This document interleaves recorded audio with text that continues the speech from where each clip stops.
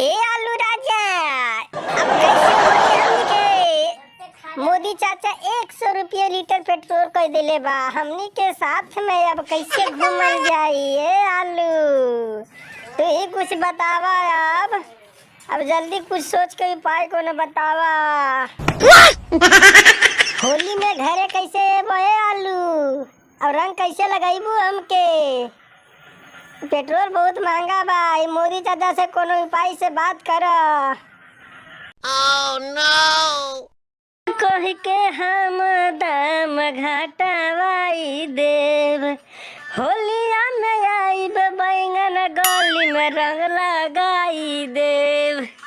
हो बैंगन भौजी हो, यहाँ तानी होली में कर घर बैंगन भौजी हो। जय हो बैंगन मोदी जी चाचा।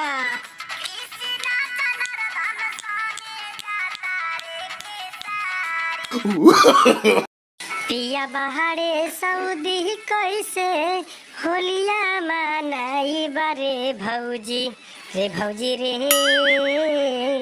पिया बनाइले हमार होलिया मारे भौजी रे, भौजी रे पिया